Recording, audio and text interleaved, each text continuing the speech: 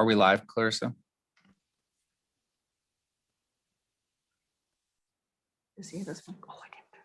Mr. Chairman, we are now live. Thank you. All right, welcome to March 3rd, your Judiciary Committee. Today, we are going to continue working through House Bill 33. Hopefully that won't take too much of our time because my goal, that bill's been worked over the interim. Everyone's had some opportunity to testify on it. And I know we got some amendments and some additional testimony, but hopefully we can button that one up and bring it to a close. Then we'll hear House Bill 73 and then House Bill 46.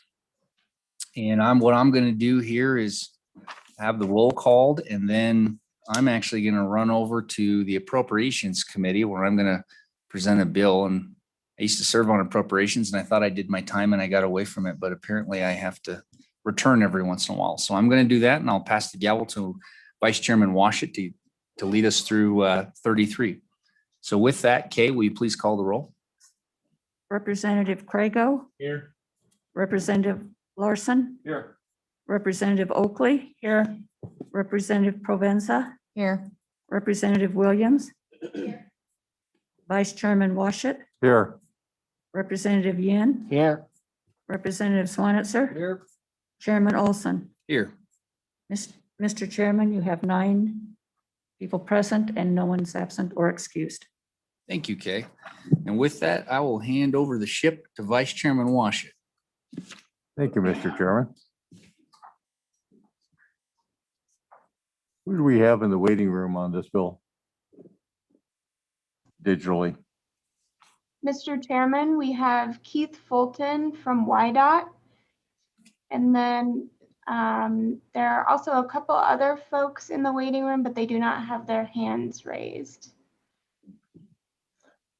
All right, I thought that Ms. Urbakite was going to be here this morning to testify on this bill, but I don't see her here, nor is she visible in the waiting room with the hands up. So somebody here on her behalf, please step forward, sir.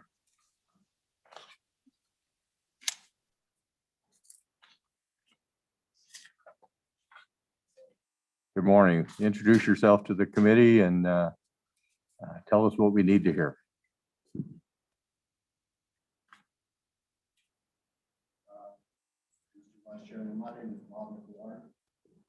The Wyoming Association of Municipalities. I'm here to speak on House Bill 33. We have been working with the contractors, and generally, we do not believe this bill is necessary. There are already federal statutes that address these issues. So our membership stands in opposition to this bill. I will say, however, that we do support the amendments that have been discussed by Ms. Legursky and Mr. Riemann yesterday. We think it makes the bill better. We also like the amendment that the airports were discussing yesterday, but generally our membership stands in opposition to this bill, as we like the intent. We think it's appropriate, but we think there are already statutes that cover these type of activities. Thank you, sir. Be happy to answer any questions. Thank you. Any questions from the committee? Seeing none, thank you very much.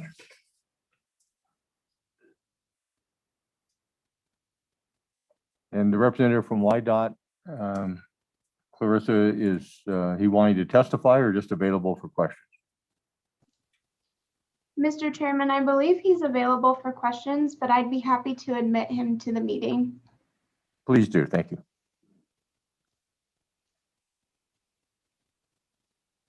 He is joining the meeting now.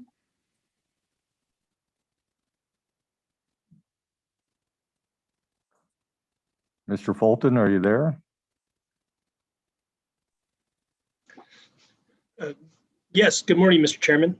Good morning. Keith Fulton. Please introduce yourself to the rest of the committee and say what you need to say. Thank you, Mr. Chairman. Keith Fulton, Assistant Chief Engineer from YDOT. We have no concerns with the bill and are in agreement with the amendments as proposed by the AGC and the WCCA. Thank you. Committee, Representative Yen, questions? Thank you, Mr. Vice Chair. Mr. Fulton, I'm just curious if you have ever heard of a case on bid rigging, since there are federal statutes covering it in Wyoming in your tenure. Thank you, Mr. Vice Chair. Mr. Chairman, Representative, in my tenure, no, I have not. Follow up, Representative Yen. Other committee members with questions for Mr. Fulton? Seeing none. Thank you, Mr. Fulton. Appreciate if you just hang until the end of the discussion today, if questions might pop up. I can do. Thank you, Mr. Chairman. Very good. Anyone else in the audience wishing to testify on House Bill 33? House Bill 33. Please come forward. Good morning. Please introduce yourself to the committee and then tell us what we need to hear.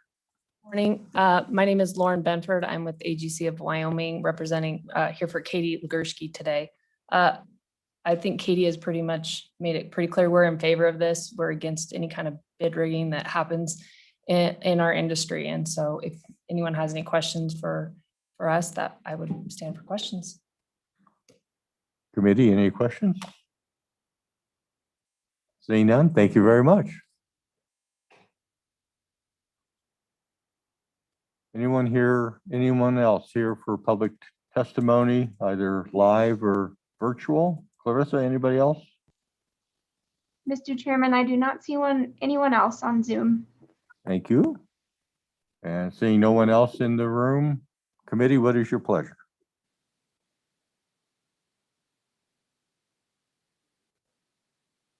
Motion to move by Craigo. Second by Representative Oakley. Do we have any proposed amendments from the committee?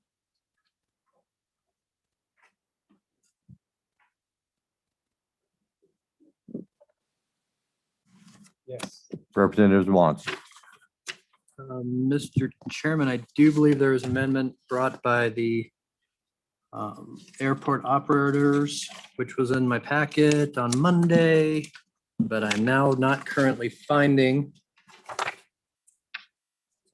And so it would be on page 9, line 7. That's would insert a section D that says this section shall apply to public contracts for which sealed bids are submitted. Kay, do you have that?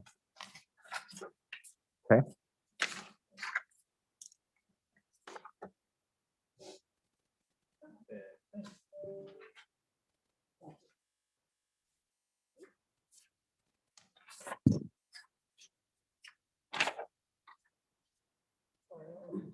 Do I have a second on that? Second by Craigo. So we have a motion by Representative Wanitzer, second by Representative Craigo. Any discussion on the amendment?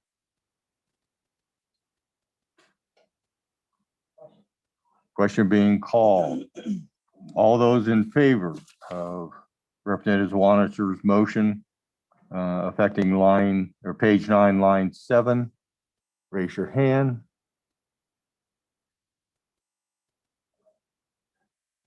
I count 8 ayes. The amendment has been adopted. Any further amendments from the committee? Representative Craigo.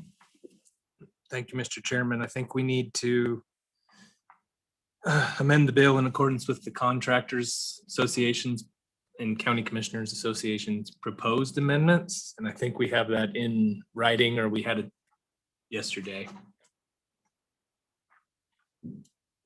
I'll give the secretary a moment to organize there.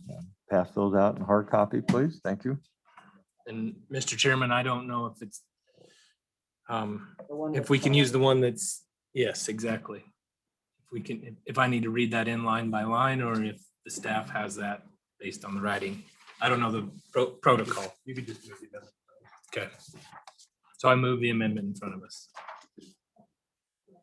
Thank you, Representative Craig. Do we have a second to move the amendment in front of us? Representative Swanitzer, seconds. A discussion on the amendment before us.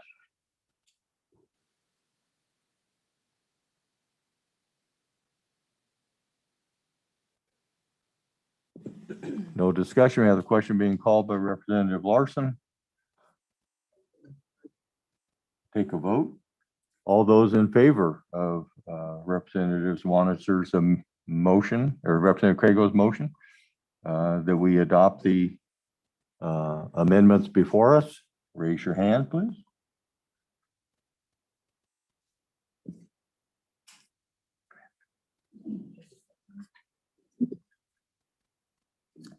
The motion has been adopted.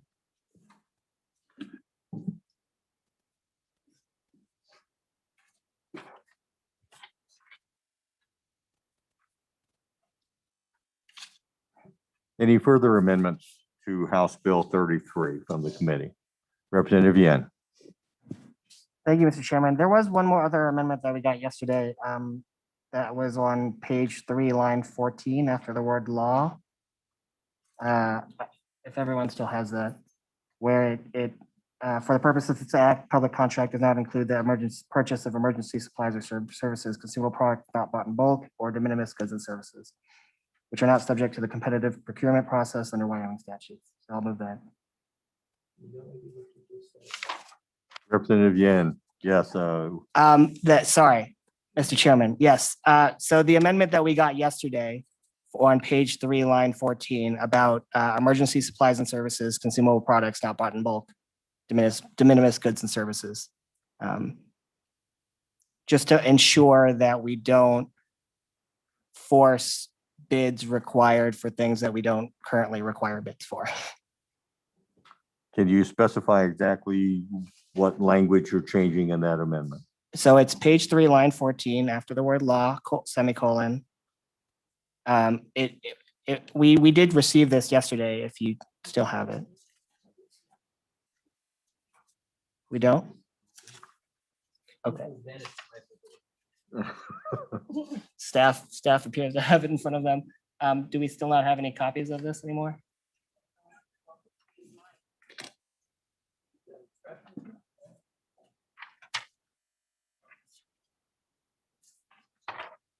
So just to read, I'll read out the language then. After page 3, line 14, after the word law, semicolon, insert for the purpose of this act, comma, public contract does not include the purchase of emergency supplies or services, comma, consumable products not bought in bulk, comma, or de minimis goods and services, which are not subject to competitive procurement process under Wyoming statutes.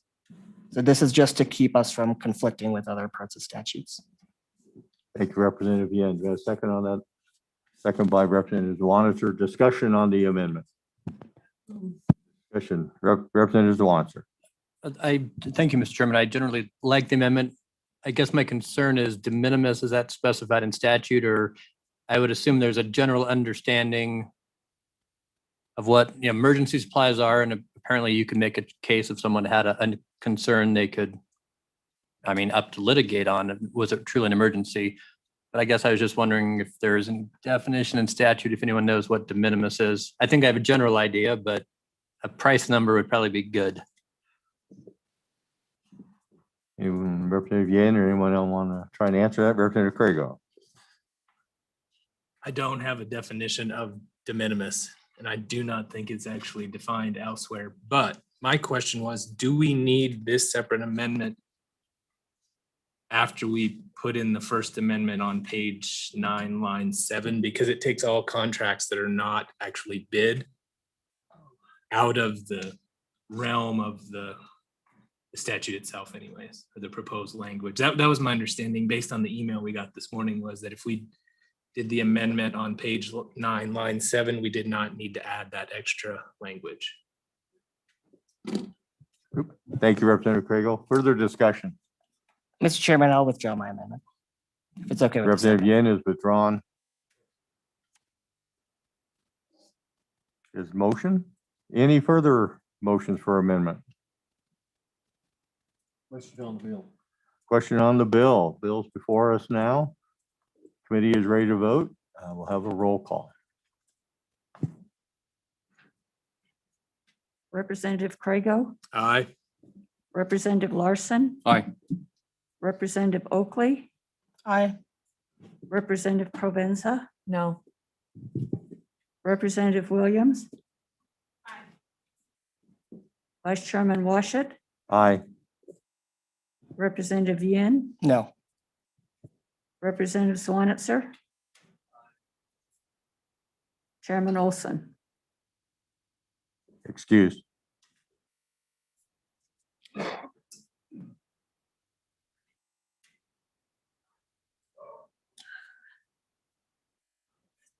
Mr. Vice Chairman, you have 6 ayes, 2 noes, and 1 excused. Thank you. Did Chairman, no, just for clarification, did Chairman Olson leave a proxy vote by any chance? Pardon me? Did Chairman Olson leave a proxy vote? on No, this he bill? didn't. Thank you. With that, the bill has passed the Judiciary Committee today. Representative Swanson. Mr. Chairman, I certainly don't want to, but it would probably be good to establish who's carrying the bill on the floor. Maybe we could give it to the chairman while he's not here. Do we have any volunteers on the committee? I think Representative Craigo left at an inopportune moment. We'll have Mr. Chairman, Representative Craigo will carry the bill on the floor. Mr. Chairman, could I maybe suggest Representative Stith, because he was on the committee during the interim and he also presented the bill to us. We will make that inquiry. If Representative Stith is willing, we'll ask him to carry the bill on the floor. If not, the good Representative Barry Craigo will carry the bill. Okay, that clears 33. Next on the list is House Bill 73. House Bill 73. And Mr. Chairman, it's my understanding Representative Craigo went to go find Chairman Greer, who's walking in right now.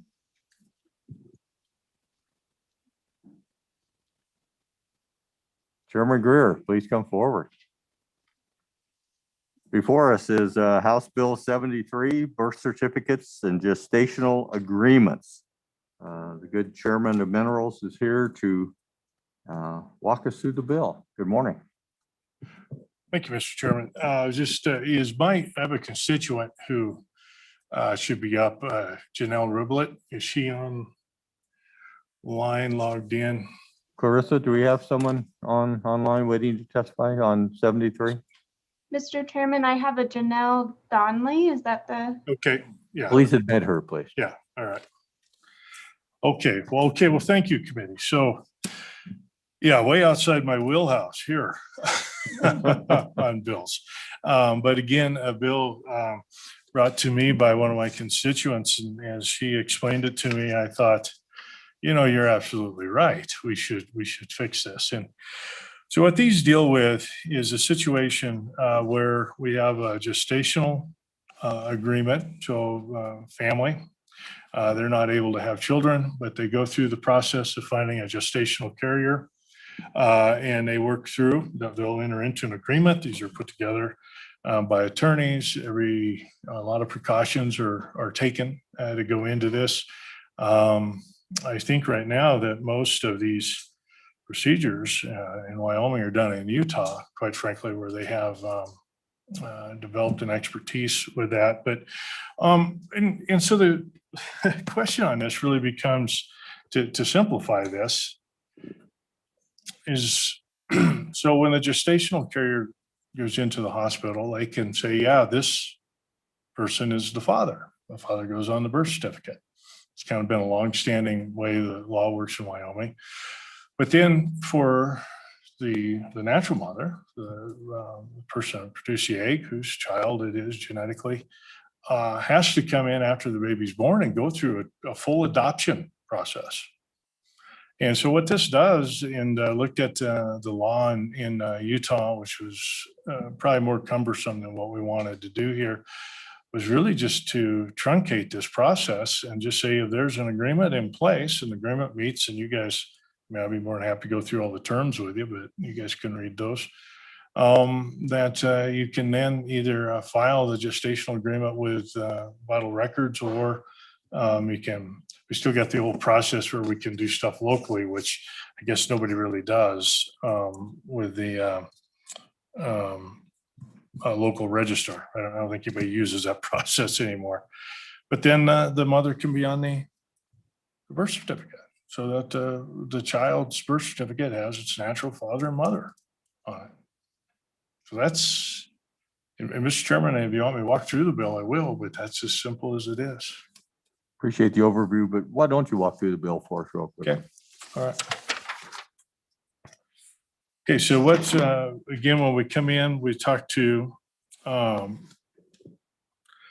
that this article, when we make this clear, right? Does not apply to the birth of a child conceived by means of sexual intercourse, to the birth of a child under gestational agreement is defined by 35-1-401, which is in the new language that we're talking about. So in 35-1-401, we talk about live birth. So we include the birth by a gestational carrier. Okay.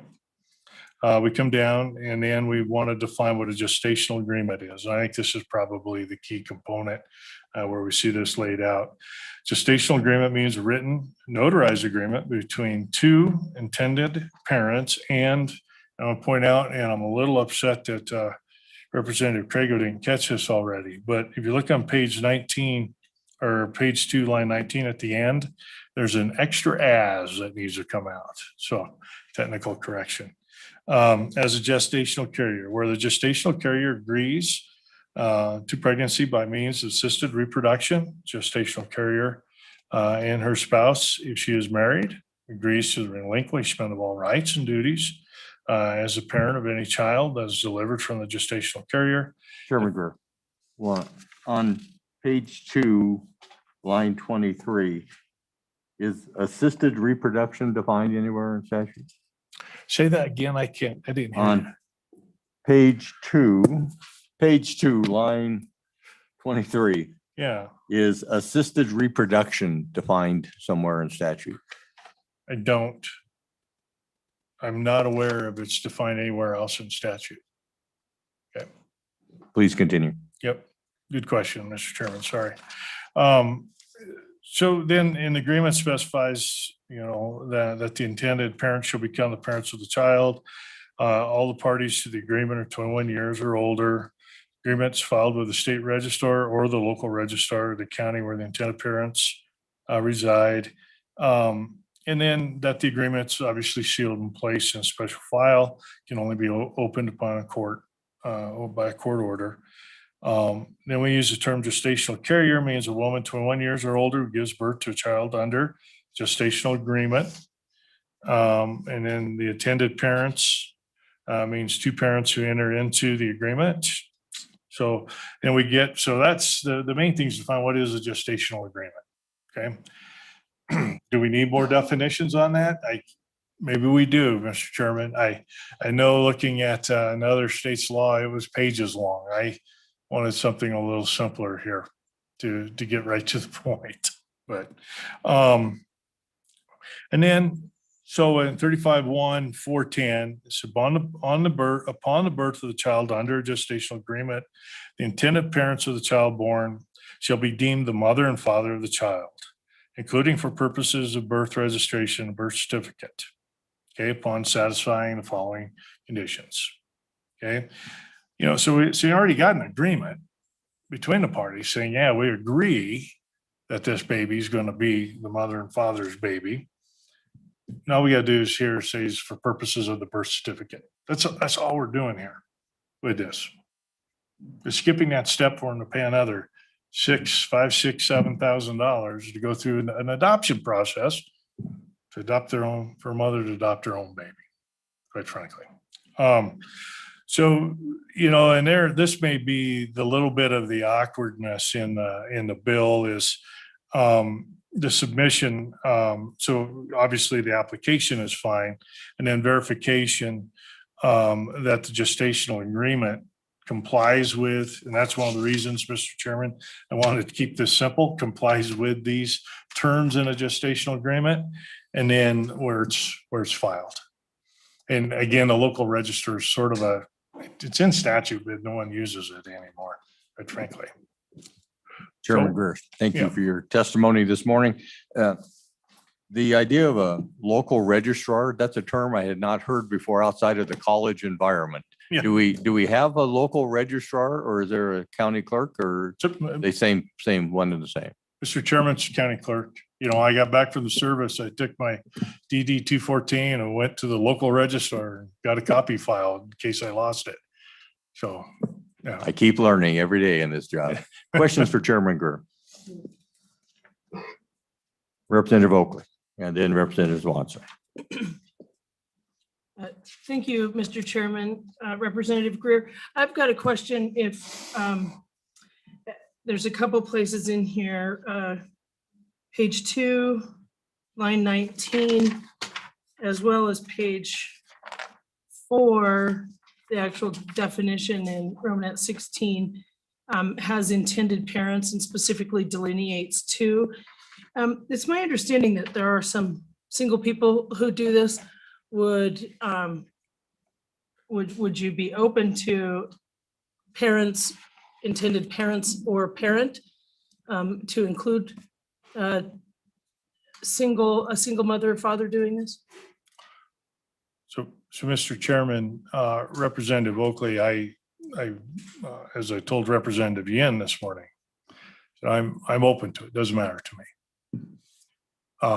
Just don't kill this bill. Follow up, Representative Oakley, No, thank you. Representative Swanson. Thank you, Mr. Chairman. First, just a comment, assisted reproduction is defined, it's 14.2.402.4, and it's elsewhere in our statutes. My question though specifically is why the 21 age instead of say 18? At 18, you could probably contract. I was just wondering if there's a reason that we went with 21 instead of 18. Chairman Greer. Yeah, Mr. Chairman, Chairman Swanser's right. It could be 18. I just felt 21 was another couple of years of experience before someone undertook that. That was all. There's no significance to it other than that. Thank you. Further questions for Chairman Greer? Representative Provenza. Thank you, Mr. Chairman, and thank you, Representative Greer. There's also, there's language that says between two intended parents. What about maybe a case in which a single person wants to also use a gestational carrier? Would you be amenable to that? Thank you. Representative Greer, one more time. Yeah, again, Mr. Chairman, I'm fine with that. I guess, I brought this bill for my constituent, and I was thinking in terms of that, that husband and wife that weren't able to have children, but were fortunate enough to be able to find someone within their family actually to carry one of their babies for them. And that's just my thought process when I put it together. Any further questions for Chairman Greer? I have one. On page 3, lines 13 through 18, talks about this local registrar filing something in a sealed envelope and putting it in a special file. Is it common for registrars to place completely unknown items in a sealed envelope into their files? And then how are they cataloged?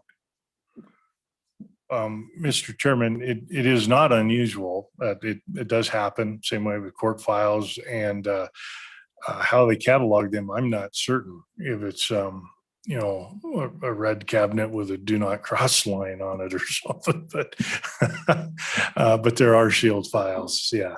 Okay, and then follow up to that, when the registrar provides that document to Vital Services, which was required someplace else in the bill. Yeah, on page 5, I Page think it 5, is. yeah. The local registrar shall provide access to the agreement. So I'm assuming that means that they have to open this sealed envelope. What takes place next? Now the cat's out of the bag. How's that re-entered into the files? So, Mr. Chairman, this was, and you probably touched on the trickier thing of how do we do this? How do we make sure this gestational agreement's in place? Okay, because it has all the safeguards and protections throughout this contract. And, I guess one example I did say is that the gestational carrier, the doctors verify that she is not pregnant. They take steps to make sure all these safeguards are in place. So there's a lot of personal information in that agreement. But the trick is that, okay, how do we, do we just send them down to vital records? Or do people feel better if they were to be able to file them? So one of the first drafts were that we had that filed with the local registrar and then transferred down to vital statistics. One of the suggestions or feedback we got was just to make it available to vital statistics on that. Now, to answer your specific question is, are you are the horses out of the barn or the cat out of the bag in that situation? I don't think so. I think we trust our clerks to honor their duties in the confidentiality of that. Thank you, Mr. Chairman. One more question. Sure. Page 4. Line 8 through 13, it says, for purposes of birth registration, unless a court of competent jurisdiction orders otherwise at any time, or except as provided in subsection E below. When I read that language, it sounds like it cuts a court of competent jurisdiction out of any further deliberations pursuant to paragraph E. So the judge under no circumstances would have the ability to go back and review that as a court of competent jurisdiction, as long as it fell into subparagraph E. Is that correct? So, Mr. Chairman, yes, but nothing's absolute. And that was the intent, was that, hey, if you've got this agreement, you don't have to go back to the court. You don't have to go back to and ask the court for anything. The gestational agreement shows that the person that gave the birth is not the mother, that the mothers are the intended parents under the gestational agreement. So we didn't want to have to go back for another hearing in front of the court. Now, and the reason why I say nothing's absolute is that, a court of competent jurisdiction have a claim or, because life is strange, right? We never know what might crop up. And so that court, they're not barred from ever looking at this ever again, but I would hope it never would come back up again. The child's birth certificate says this is your mom and this is your dad, and that's it. Move on. Thank you, Mr. Chairman. Any further questions for Representative Rodriguez-Williams?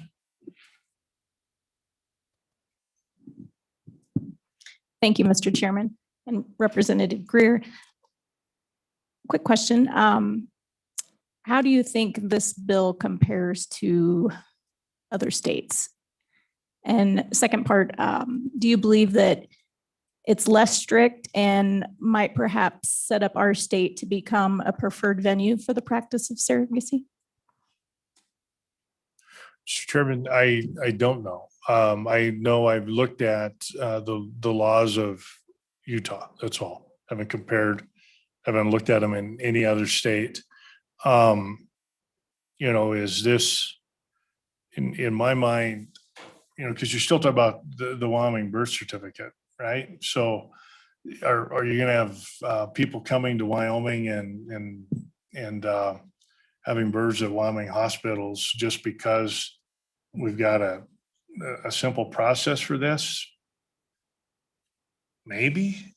I don't think so, though. I mean, at least the situation I'm dealing with is, it's a family wanting to increase their family, and just wanting it to be clear and easy for people who are going to follow forward with this process.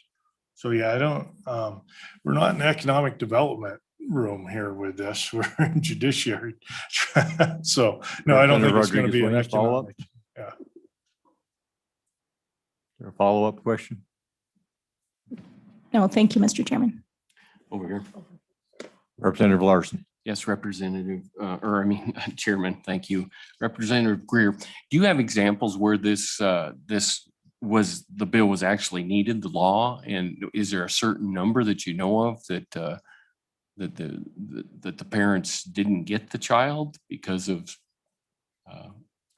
So, Representative Greer. yeah, reasons? so, Mr. Chairman, I don't know how many of these agreements are done in Wyoming. Like I said, I have a constituent that's going to testify that is going through this.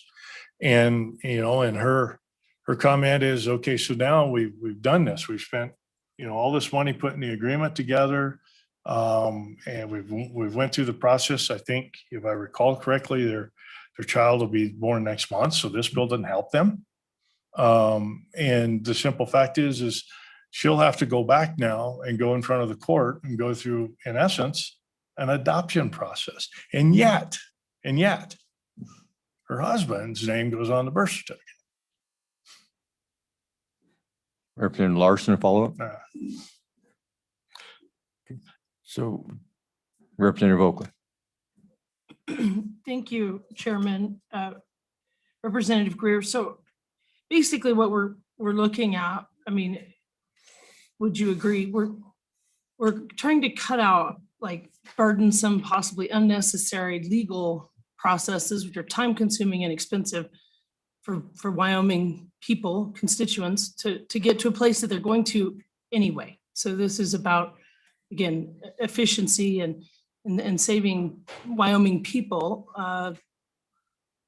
money and time and strain and stress that really, again, is rather turns out unnecessary, or could be if we pass this. Yeah. Chairman Greer. So, Mr. Chairman, I'll agree with that, but I also think, again, and Janelle will testify and you'll hear from her, but just a little bit of the, why do I have to adopt my child? There's almost a little bit of a sort of a fairness there that you're going to hear that I'm not good at fairness, right? But other people are. And so I think you need to listen to that. Further questions for Chairman Greer? Seeing none, thank you. Okay. Will you stay or do you need to depart? I'll hang around. Very good. I got Representative Duncan running the Minerals Committee. They don't even need me anymore. Clarissa, can you admit Janelle? I think she's there. Ms. Donnelly, if you would unmute your microphone and introduce yourself, who you are, where you live, and then tell us what we need to hear. Hi, I live in Worland. My name is Janelle Donnelly, and yes, I'm an intended mother. Can you hear me? Tell us what we need to hear.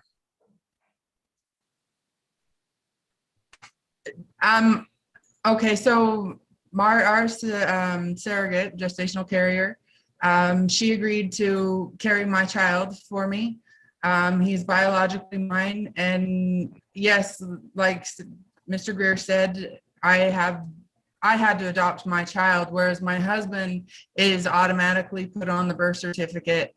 It is just, it's really hard to have to adopt him, even though he is biologically mine. So I would really like to see this bill pass. Questions for Ms. Donnelly?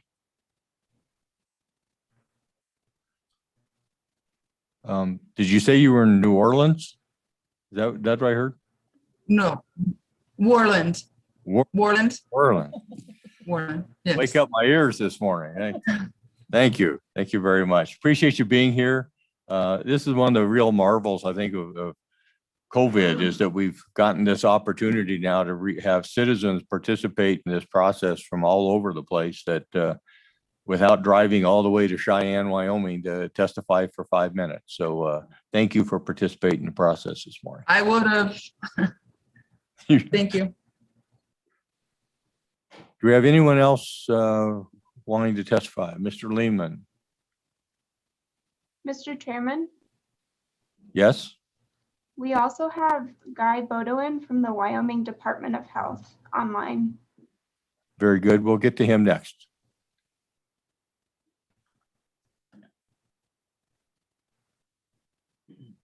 Good morning, Mr. Lehman. Introduce yourself to the committee and then give us your testimony.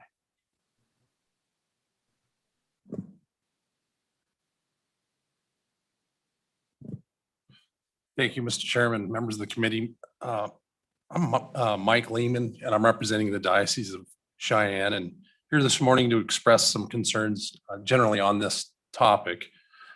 Before I begin, I'd like to preface my statements by saying they're no way intended to diminish the anguish that many couples experience when they are unable to conceive a child.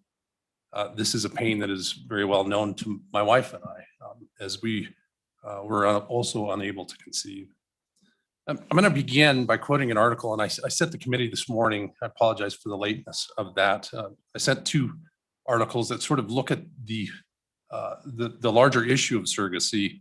I'm going to quote from one particular article this morning because I think it kind of lays out some of those concerns. A surrogate is a woman who agrees to be implanted with an embryo produced by in vitro fertilization and to hand over the newborn baby to a couple upon completion of gestation and birth. In recent years, gestational surrogacy has become a multi-million-dollar industry. Surrogacy creates children with split origins, perhaps conceived from one woman's eggs, gestated by another, raised by a third, and potentially disassociated from the father by anonymous sperm donation. One person conceived through the surrogacy process put it this way: "My existence owed almost nothing to the serendipitous nature of normal human reproduction, where babies are the natural progression of mutually fulfilling adult relationships, but rather represented a verbal contract, a financial transaction, and a cold clinical harnessing of medical technology."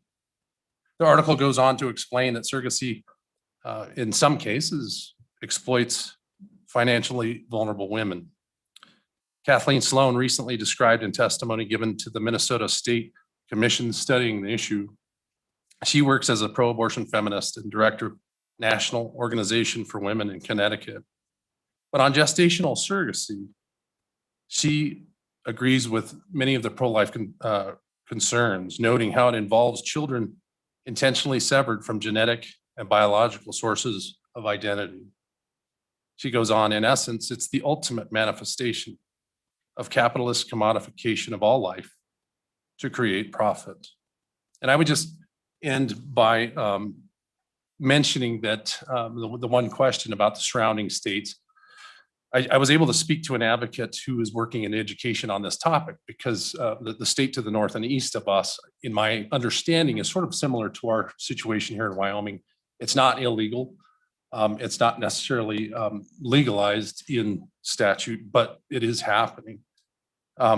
Recently, that state to the north and the east twice tried to address the issue, one time to prohibit, the other time to legalize the practice, and both efforts have failed. He told me a story where a woman signed a contract to carry twins for a couple from Spain in his state, and they wanted a boy and a girl. And after the procedure, the girl died in the womb, and quite unexpectedly, the boy turned out to be twin boys. And the couple from Spain were furious because, in his words, 2 boys is not what they paid for. In another case, a surrogate mother who was currently carrying a child for another couple advocating for the explicit legalization of surrogacy in the state, she explained how the child she was carrying was for a couple in China. But don't worry, she explained to the committee, this child will not be an American citizen. That was part of the agreement in our contract. And so, again, this is not to any way diminish the real experience of those of us who struggle with infertility. I know there's a lot of different scenarios and situations where this applies. And legal or not, it's happening in our state. And so very much appreciate the attention and the opportunity to look at this. I think it is important that we understand that sometimes, even with the best of intentions, with the best of ends in mind, we can end up affirming something very troublesome. And with that, I would stand for questions, Mr. Chairman. Thank you. Thank you, Mr. Lehman. Questions for Mr. Lehman from the committee? Representative Oakley. Thank you, Mr. Chair. Good morning, Mr. Lehman. So from your testimony, I understand that, you're opposed to the process, the surrogacy. But this bill, this is not about the legality or the morality or the processes of surrogacy. This is about legal records and vital statistics after they have chosen that option, that legal option. So my question to you is, so are you opposed to making it an easier process for those people who've chosen that option as proposed in this bill, which is what's in front of the committee now? Mr. Chairman. Mr. Lehman. Mr. Chairman, Representative Oakley, thank you. That is the difficult question. I mean, recognizing that it's happening, there is this difficulty which the chairman was talking about that is there. I'm always concerned about what is enshrined in law, because we enshrine our values in law, and if we affirm something without taking into consideration all the things that are potentially opening up, that is concerning. So if that makes sense. Thank you, Mr. Lehman. Other question, follow on? Other questions for Mr. Lehman? Saying none, thank you so much. Thank you. I think we have an agency waiting in the virtual world. Mr. Bedoin from Department of Health, are you there? You want to join us? Yes, sir. Okay, would you introduce yourself to the committee and then testify, please? Yes, sir. Thank you, Mr. Chairman. My name is Guy Bedoin. I'm the Deputy State Registrar here in Wyoming for Vital Records. And I do have just a couple of points. This bill as written is something that we can carry out or action within the state's Vital Records Office. I did want to clarify a couple of points that were brought up earlier and some questions, one specifically that you raised with regards to the local registrar. So by law, the Director of Health is the registrar. He appoints a deputy to administer the laws and the activities of vital records and registrations. If you'll look, local registrars are appointed by me. We have registrars that do things with regards to marriage, so that would be the county clerks. We have local registrars technically that work in the clerk of district court. Those would be our clerks who do adoptions and divorce. And then we appoint birth, stillbirth, and death registrars at the local level. And these individuals are there to, typically it used to be with the agencies. So the local health department may have been a local registrar for both birth and death. But as Representative Greer brought about, we do, because of the electronic registration process, we have changed that particular procedure. So we for birth registration, local registrars, we have public health nurses that provide that assistance to us, and they basically examine records. There is no recording because it's done electronically in the state system. We've been doing that since 2015, all electronic birth registration. For death, we have local registrars that examine records. So we have coroners, we have funeral home directors, and some of those local registrars do so to issue permits, as an example, to transport a body or to take a body to its final disposition, cremation, or burial. In this particular case, maybe to clarify a little bit, and Mr. Greer brought this up in his testimony, I think if we look at maybe eliminating local registrar from this altogether, we save ourselves some other changes. Local registrar's duties are defined in 35-1407. And right now this intake of these types of agreements is not in that or specified in that particular language. So it might be something that is considered. Again, our office can still carry out the provisions. this particular proposal. But we're looking at, and you again brought it up. I don't remember if it was Representative Oakley that brought this up with regards to mailing or sealing envelopes. If these documents are brought directly to the State Office of Vital Records, then the confidentiality and the process for sealing these confidential documents, as noted in the bill, would be left to the office, and we wouldn't have to worry about 23 registration districts trying to take that on and then making sure that they get those forwarded to the state in a timely manner. So that would be the first element, clarification, Mr. Chairman, for the local registrars. I also would note that we had 5,615 births last year that were filed in the state of Wyoming. Of those, 625 of those births were residents who gave birth outside of the state. So that means that 625 people opted to go outside of Wyoming and potentially in the delivery use someone else's law to govern the recording of the birth certificate. We had 106 mothers that were transferred out of state or to a different facility because of complications, and 167 infants that were transferred to either another facility or out of state.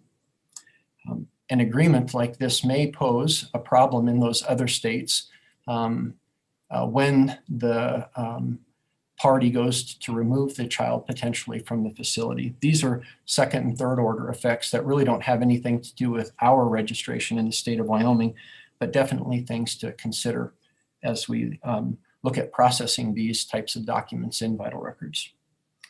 I think that's quite a bit, actually, Mr. Vice Chair. So I'll stand for any questions that the rest of the committee might have, or any of the other members. Thank you, Mr. Bedoin. Anyone on the committee have questions, please? Representative Oakley. Thank you, Mr. Chair. Good morning. Is it Mr. How do you pronounce your name? Bedoin. Bedoin. So if we're trying to get this right, what would be best for vital records and the Department of Health? Would you help us supply the language? You said you don't, so you're opposed or don't think local registrar is the easiest way. So what would your suggestion be? We've got local registrar in here at least twice.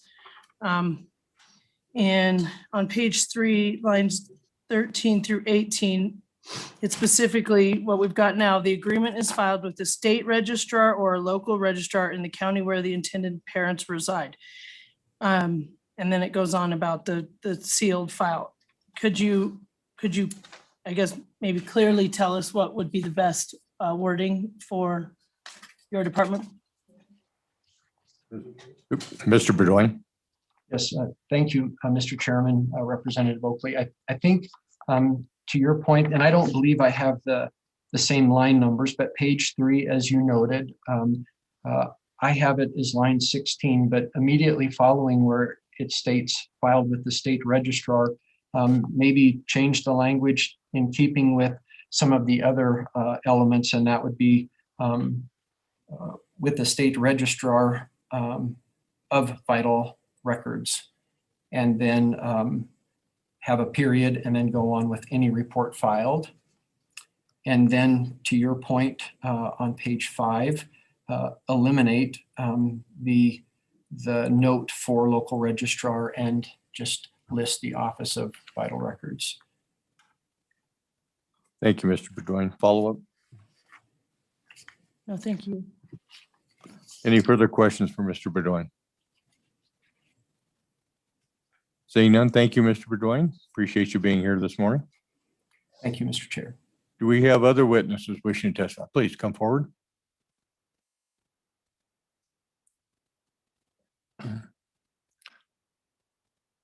Introduce yourself to the committee and then tell us what you'd like us to hear. For myself, I'm a Cheyenne resident. I know many of you. Thank you for your service on this committee. These are hard issues. Most of the time, many of the times, I agree with many of you on these sorts of issues. This time I find myself in an awkward position of disagreeing. Unintended consequences. I too, as was earlier testified by a previous witness, testimony, I'm an adoptive parent, so I understand the kind of grief that can come with you expected to have children the natural way, and it doesn't happen that way. So nothing I'm about to say is to demean the desires of those folks who are seeking to be parents. I will point to 4 different reasons why I think this bill should not go forward. First is legal, second is social health, third are moral, and finally are medically appropriate. The legal issues I emailed you about in brief yesterday. I sent it fairly late. I didn't realize this committee session was going to be happening. So I apologize for sending it so late, but surrogacy is encouraged to be happening by this bill. When I go online and I do a Google search on surrogacy, I find the first ad to pop up, come to Colorado and get your surrogacy here, because Colorado has the most welcoming surrogacy laws in the nation. And then it goes on to say, click here if you wish to be a gestational carrier or surrogate. And it says you can make up to $90,000 if you will be a surrogate. This gets to commodifying the woman. And that's just a quick Google search. I haven't done an extensive discussion, but it just does not ring well as we consider the dignity of every human being and the reproductive process.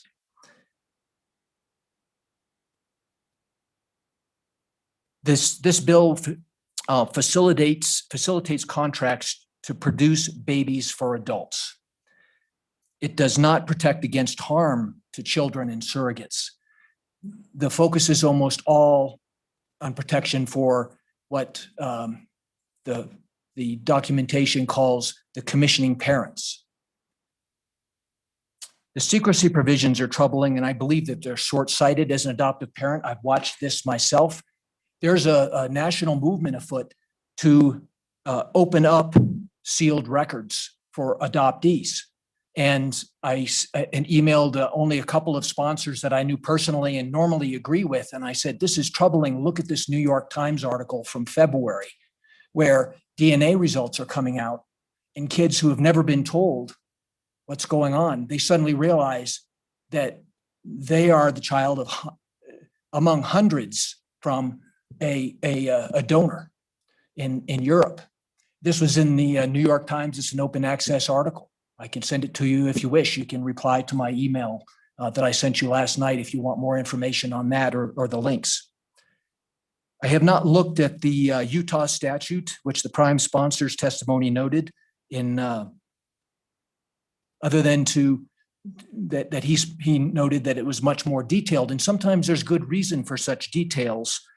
I would also agree with the testimony of the state health department representative about second and third order consequences. And again, you come down to unintended consequences of this bill. This bill does not have the guardrails, the legal guardrails it needs to do this job well. A comment made by another of the other testimony was that, well, I'll just say this bill does not mandate that the birth certificate has the child's biological mother and father on it, or that this bill only enables the mother to adopt her own baby without paperwork. As an adoptive parent, I understand it's a pain in the neck to get that new birth certificate. Sometimes that's what we did with ours. You go out there, you get a new birth certificate that specifies that the legal parents are me and my wife. So there are mechanisms to do it. It is not easy, but it does not have to be difficult. It does not have to be an extraordinary measure. The social health issue, children have a right to their parents. It's about the kids. The the children, to deliberately arrange legal mechanisms and reproductive technologies to produce a child outside of the good plan where a child has its biological mother and father and birth mom all in one package is to inadvertently set the children up into difficulties. We don't deliberately go there. Sometimes these things happen, but we should not deliberately go there. Stories about experiences going back into the womb resonate with training that I recently had from the Laramie County Community Partnership, where they told us about adverse childhood experiences. What happens in the womb is incredibly important to the future development of the child. And it's not just what drugs they're exposed to in the womb.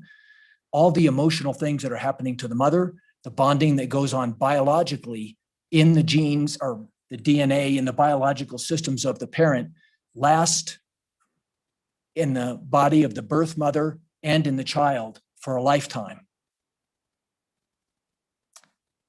There are lots of studies demonstrating that children thrive best in a two-parent home with a mother and father. This law undermines that data, and it means that more children in Wyoming are going to grow up, if surrogacy is encouraged here, in homes where statistically they're going to have a higher chance of poverty and other difficulties. That's the data.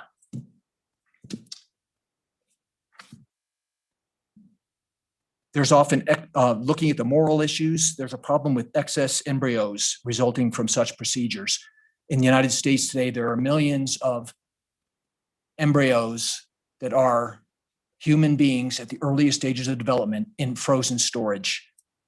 These sorts of procedures encourage more of those to be produced and frozen away.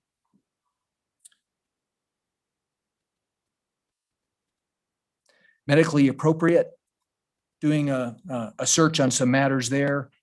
Even if surrogacy were to be morally acceptable, this bill fails to regulate it, to reduce the major harms done to the children of the surrogacies. These are medical concerns, and the best practices recommended by the secular industry sources in 2013 from the American Society for Reproductive Medicine and Society for Assisted Reproductive Technology has pages of different course of precautions that should be taken.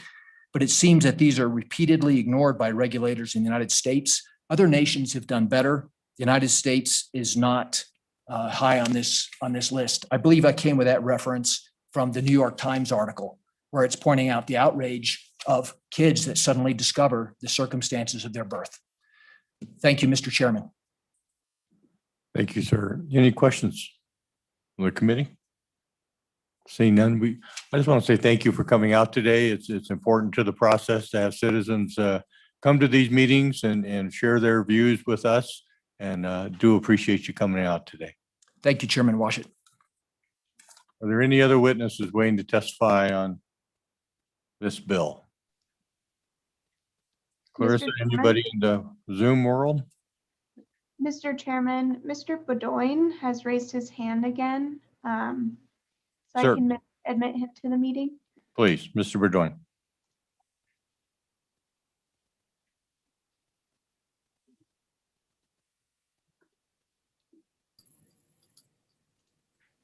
Mr. Chairman, thank you again. I'm sorry I'm remiss. I believe Representative Greer brought up a question in his presentation about the number of these gestational carriers that maybe have been conducted in Wyoming.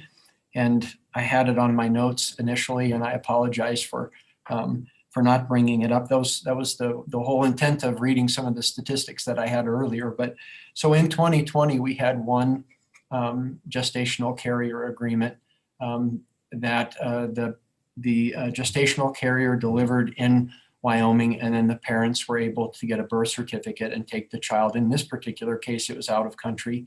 It was a foreign couple that had this service or used this gestational carrier. The certificate was completed with the parent's name in 7 days. That would be the biological parents of this child, and then they were able to take the child out of country within 2 weeks, I believe.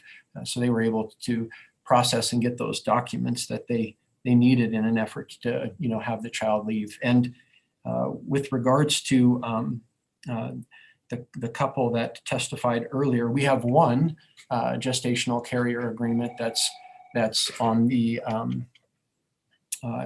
in our queue. Basically, it's in a confidential envelope waiting for the delivery of the child for us to be able to action it. So we will have had two of these procedures then, or these particular agreements. In this case, they were done under a court of competent jurisdiction, so they're a decreed document. So we will have done two in 2 years at this point. I just thought that was relevant for the committee to be able to look at this bill and potentially weigh the language and make a decision. All right, thank you, Mr. Bedouin. So with that, we will close public comment, bring it to the committee. What is your pleasure, committee? Move the bill, Mr. Chairman. Motion by Representative Wannister to move the bill. Do we have a second? Second by Representative Craigo. Discussion on the bill. Do we have any amendments? Any amendments? Proposed amendments? Seeing none. None. Representative Wannister. Actually, Mr. Chairman, I believe Representative Oakley will make some brilliant amendments that I'll be happy to second. Representative Oakley for your brilliant amendments.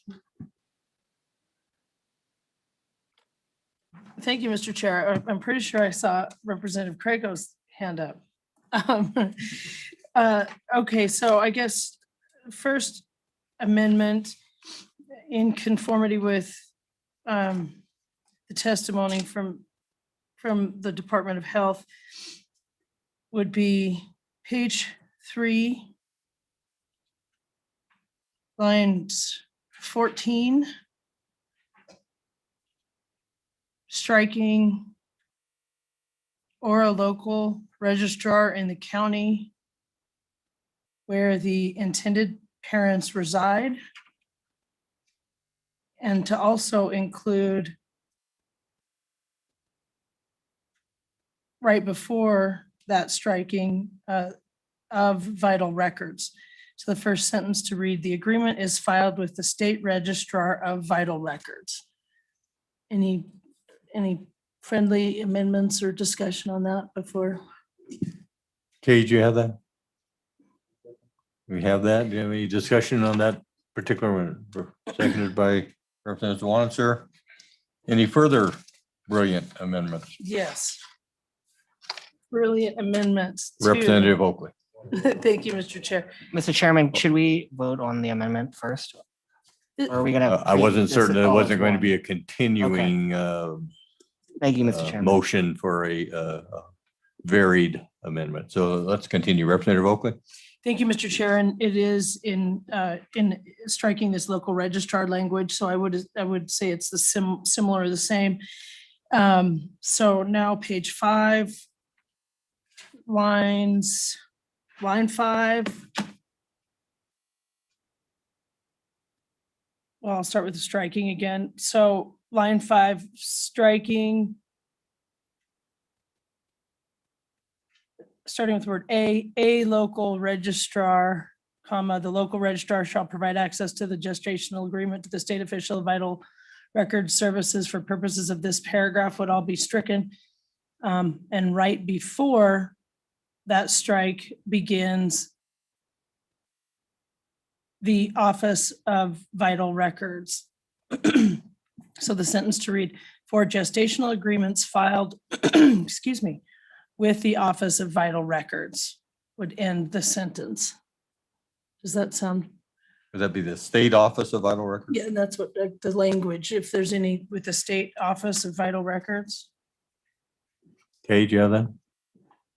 Okay. Representative Craigo. Can I propose a friendly amendment? Please. So instead of doing that, I think what we would just do is on line 4, beginning with the word for, we would strike the rest of that paragraph. Oh, okay. And I have one other friendly amendment, if that would be okay. Since Representative Greer. Representative Craigo. On page 2, line 19, at the end of the sentence, at the end of that line, we would take out the word as.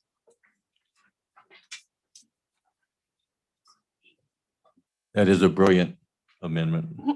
Thank you, Mr. Chairman. All right, I think that wraps up that motion. Am I accurate there? That's kind of a complex motion, but affecting the bill in a number of places, but all rolled into one big motion. Everybody clear? Cage, we have that squared away on your end? Could I have that, the last one read as it should be one more time, please? Representative Cragel? Oh, I'm sorry. It would be Representatives Oakley's. Representative Amendment. Oakley? Page 5, line 5. Thank you, Mr. Chairman. And I think what we have decided, it would be striking all the language. Page 5, starting with the last word in line 4, FOR, the word for, striking all language past that. So it's just verified by the State Office of Records, and we completely eliminate any discussion about the local registrar. Thank Would you that very be- much. Thank you. Okay. Have that? All right, everybody know what we're voting on? Sensing an urge to vote on this, Representative Cragel. Just a question on the process. I don't know if anybody seconded the motion yet. I believe it was seconded by Representative Swanser. So ready to vote? Any further discussion before we vote? All in favor of this complex amendment, brilliant as it is, please raise your hand.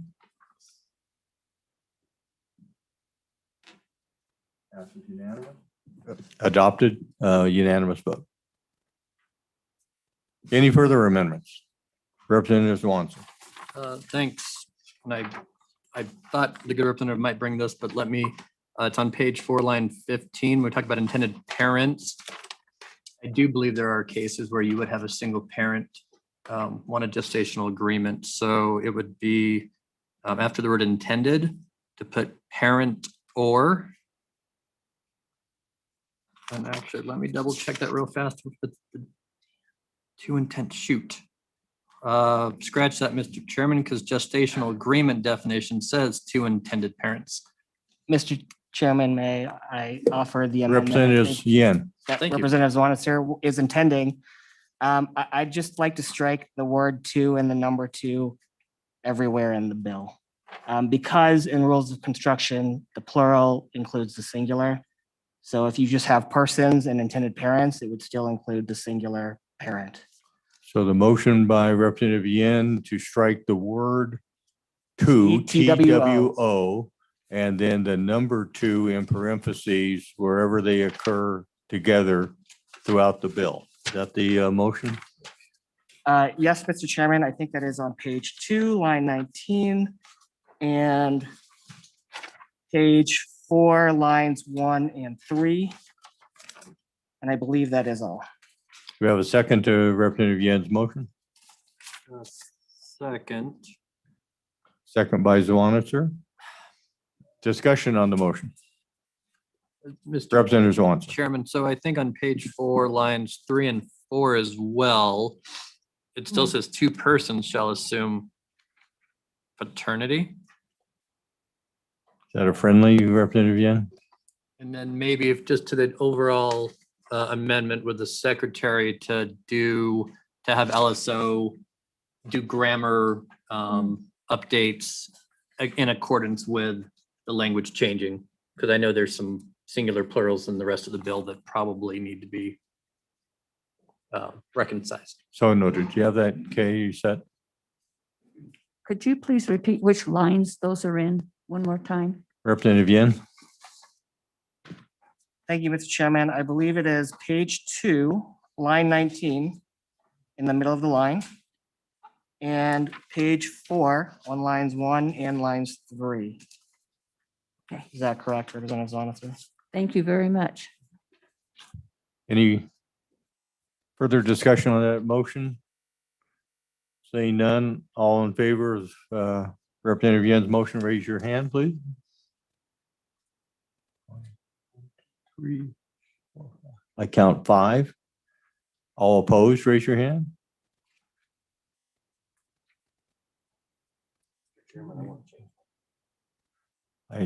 Representative Larson, do you have a comment? Representative Larson voting no. One, two, I count 5 noes. The motion has failed. Any further amendments to the bill? Seeing none, we have a vote on the Representative Wanser. Mr. Chairman, I guess if that failed, on page 4, lines 16 and 17, I'd like to change the words mother and father to parents of the child, in accordance with current law in this country. Although on one birth certificate, I am officially the mother of one of my children. The other states where I've adopted kids list 2 parents and not mother and father, and that's in compliance with the Supreme Court decision from 2016 in Obergefell. And I believe we have a second by Representative Yin. Discussion on the motion? Seeing none. All in favor of the motion, please raise your right hand. 1, 2, 1, 2, 3, 4, 5. I have 5. All opposed? 1, 2, 3. I have 4 opposed. The motion carries. Any further amendments? Seeing none. Now we'll take a roll call vote on House Bill 73. Representative Wanser. So, Mr. Chairman, in the issue of fairness, I guess is a way to say this, and I'm not sure if just LSO drafted this wrong, and while I certainly appreciate it, on page 4, line 4, you're allowing the 2 persons to assume paternity, which basically means your intended parents are both going to be males, which is great, but I think that's probably not what was intended in the bill for the 2 persons to assume paternity. I don't believe is the correct language, and maybe Representative Greer would want to offer. Representative Greer, you better want to come to the word microphone, choice. please?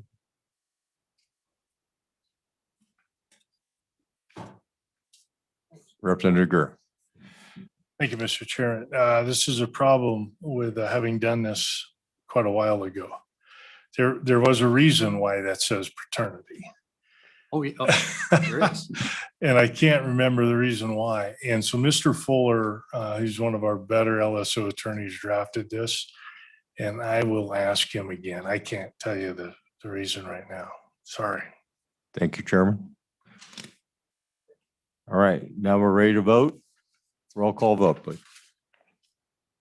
Representative Craigo, Aye. Representative Larson, No. Representative Oakley, Aye. Representative Provenza, Aye. Representative Williams, Vice Chairman Washut, No. Representative Yin, Aye. Representative Swanitzer, Chairman Olson, Chairman Olson, Aye.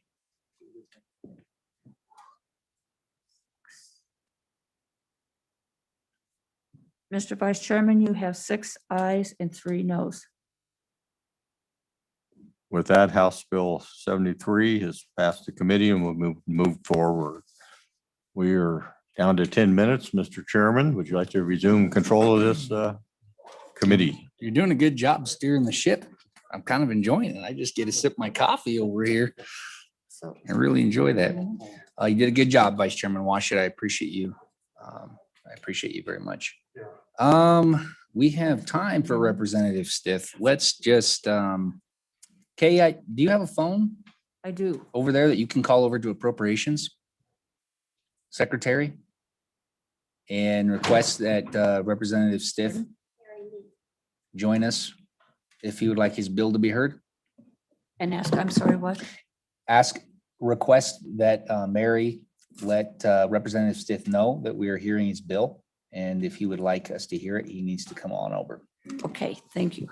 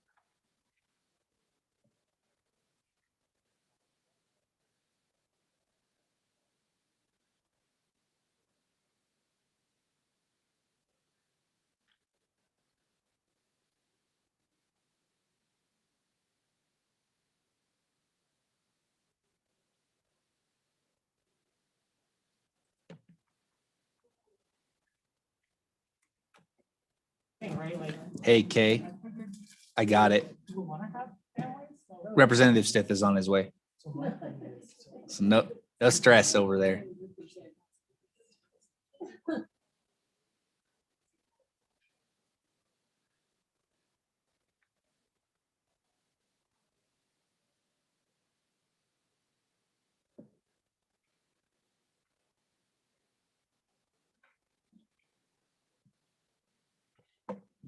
Committee, we'll come back to order. Representative Stith, welcome. Give you a minute to catch your breath. It's harder going up to appropriations than it is coming down. Yes, thank you, Mr. Chairman, members of the committee. Well, you've seen the bill creating the crime of bestiality. Wyoming is one of just a couple of states in the nation that does not have a law outlawing bestiality. So again, I thought that was a gap in the law that we ought to fix. This is designed, it's not that I regard this as some common occurrence or that it's more of a kind of cleanup matter, I think, for our laws. And it arose, we had a case, the impetus for me asking this bill to be drafted was that in Sweetwater County last year, we had an incident that was investigated where law enforcement was somewhat frustrated that we had this event of bestiality occurring that was actually on video by the sort of game camera or the surveillance system that the homeowner had. And so it wasn't a matter, the evidence was all clear there. It's just that the conduct in question wasn't a crime. This bill would make it a misdemeanor. Why a misdemeanor as opposed to something else?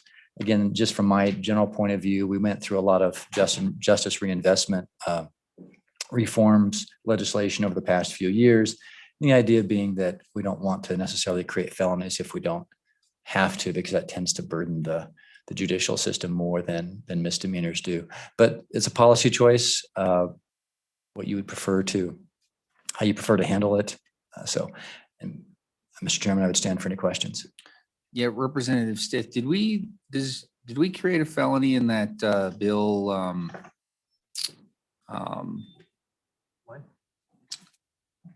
Aggravated cruelty? Yeah, that's right. We did.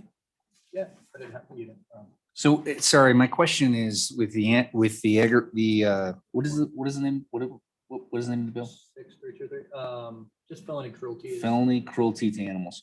My question, Representative Stith, is on felony cruelty to animals and whether, help me understand why the act that occurred in your county was not covered under that statute.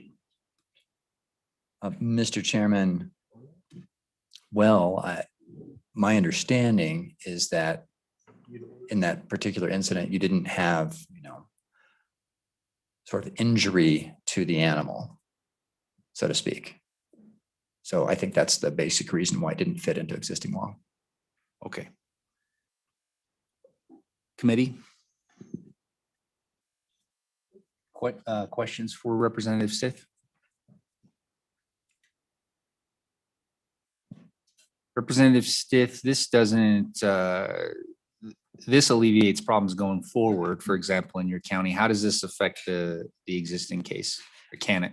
The existing case, I think, is, well, unresolved or not prosecuted. To provide a bit more detail, because it occurred on the land of another person, I believe he was charged with misdemeanor trespass.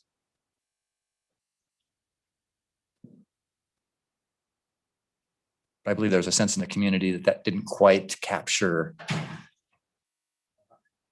the full justice for the event. That wasn't enough. And so that's my next question is, because you referenced the felony and the misdemeanor, and I appreciate you coming to the committee with the understanding that you're cognizant of our justice reinvestment efforts, you're cognizant of our hesitation to open the gates to new felonies in Wyoming. But if the community wasn't satisfied with a misdemeanor trespass, do you believe the citizens of your county would be satisfied with a misdemeanor here? Mr. Chairman, that's a good question. I can put it this way. If the committee were to amend this bill to make it a felony, I don't believe my constituents would object to that.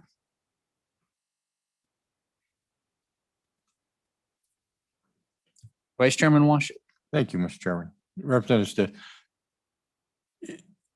is it your understanding if the animal had been injured or harmed, that the cruelty to animal statute would have applied, and that this law only has to fill that gap where these acts occur without injury? Mr. Chairman, Representative Washut, that's my understanding. So in the more egregious scenario, it's likely to result in the prosecution of a felony. In the less egregious, well, in the more egregious scenario, it could result in a stacking of this felony, of the existing felony and this misdemeanor. In the less egregious, it would result in just the misdemeanor. Committee? Representative Provenza. Thank you, Mr. Chairman. Thank you, Representative Stitt. I'm wondering about the language on page 2, line 8, just the last part of an animal may be proved without, the sexual act with an animal may be proved without evidence of penetration. And I understand what that's for, so we don't have to go into that conversation, but is there any chance that this might open up for say other evidence? I mean, my concern would be that we don't have to necessarily prove that someone did something. Sounds like in this instance, you have a camera footage that would be good enough for me to know that it happened. But you know, in proving that someone committed these acts, what's the like? How do we do that? I guess is this a concern? Representative Stitt. Mr. Chairman, Representative Provenza, I think prosecutors often face the difficulty of proving all of the elements of a crime, and often there's not direct evidence in each case. And so, but circumstantial evidence is still evidence. And even in the case that I mentioned that I'm aware of where there was a video of it, you know, the video wasn't necessarily of great quality, may not have, you know, shown, you know, as much as it might have otherwise. There are exceptions built into this based upon, I think it's South Dakota statute to put in exceptions for, you know, legitimate veterinary purposes and things like that. We don't want to criminalize conduct that is, you know, legitimate and customary veterinary medicine, for example. But the evidence problems, I guess Representative Oakley can probably speak to that, of the challenges that prosecutors face when they're trying to prove elements of a case, but don't have absolute proof of each and every element to a certainty. Representative Stitt, if your bill that we heard yesterday passes and there is video footage of it and then is disseminated, then I suppose this individual, and there was harm to the animal, then this individual could be charged with a felony and 2 misdemeanors. Mr. Chairman, that's certainly a possibility.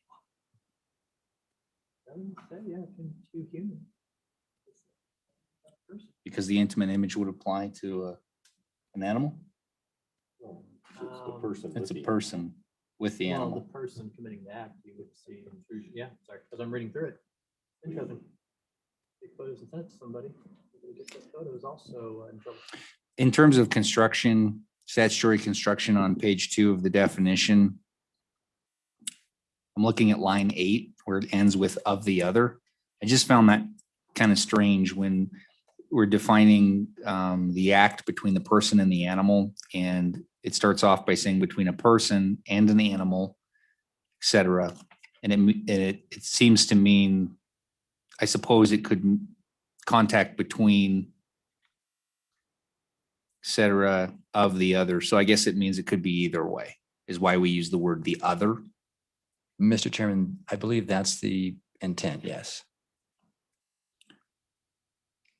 But should the committee decide you need to wordsmith that or make it clearer, I certainly don't oppose that. My goal here is to make sure that we have something on the books that covers this topic. Right now, we have this big you know, area where there's no law at all.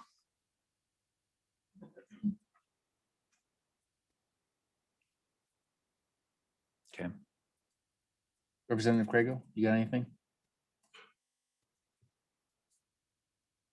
No, Mr. Chairman, thank you. All right.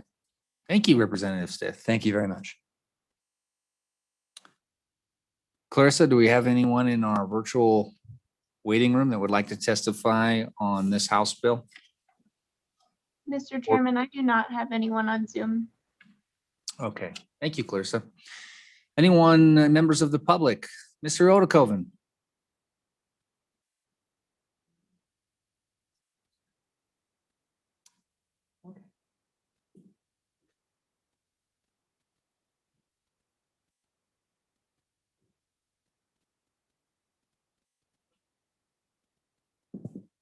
Thank you, Mr. Chairman. Took me a second to get the button pushed. Byron Odekoven, the Executive Director of the Wyoming Association of Sheriffs and Chiefs of Police, rising in support of the bill. Pointing out that this does come as a crime to our attention from time to time. It's not something we deal with on a regular basis, thank goodness. But it is frustrating, as was voiced, that we're generally left with a simple discussion of trespassing. And I would offer in some instances, that doesn't always fit either.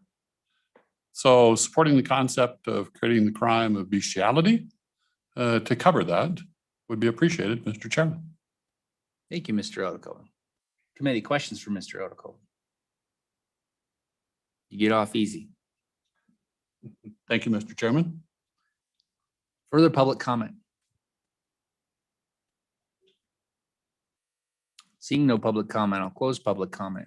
Committee, what is your pleasure on the bill? Moved by Vice Chairman Washut, seconded by Representative Zwanitzer. Discussion on the bill. Representative Oakley. Thank you, Mr. Chair. And just in discussion, some of the things that have already been said, but I would like to, I guess, stand in support of or reiterate.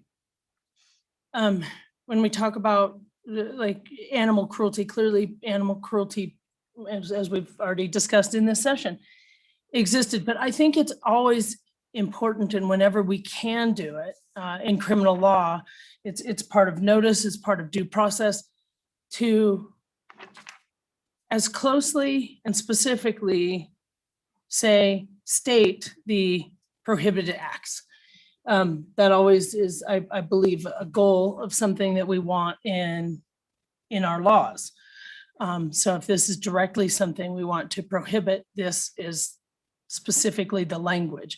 And I was trying to pull it up because I know we have made some changes to the animal cruelty, but and so I pulled up, what's currently in statute. Overriding the animal, unnecessarily beating, things like that. But that's a different thing. So I do think, and I think from both of the witnesses we heard,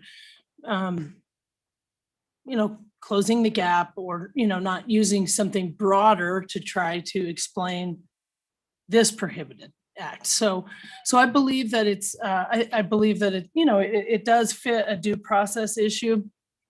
If it were to be charged, or as some of the examples used by both of these witnesses, since it isn't clearly defined prohibited conduct, sometimes it couldn't be prosecuted at all.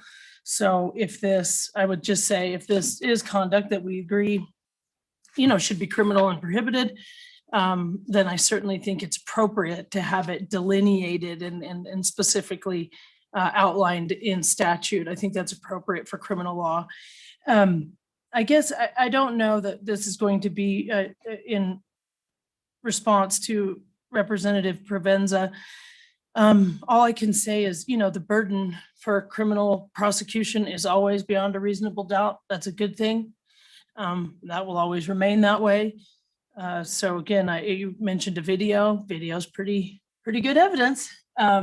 But that always exists for the protection of our society and anybody charged with a crime. And certainly that would be the case here as well. So thank you. Thank you, Representative Oakley. Further discussion on the bill? Amendments on the bill? Question being called on the bill. Okay, go ahead and call the vote. Representative Craigo, Aye. Representative Larson, Aye. Representative Oakley, Aye. Representative Provenza, Aye. Representative Williams, I'm sorry. Aye. Vice Chairman Washit, Aye. Representative Yin, Aye. Representative Swanitzer. Aye. Chairman Olson. Aye. Mr. Chairman, you have 9 ayes and 0 noes. All right. Good job, Representative Stith. You got a unanimous vote. But you be careful bringing us those felonies. That'll conclude our meeting for the day. We are adjourned.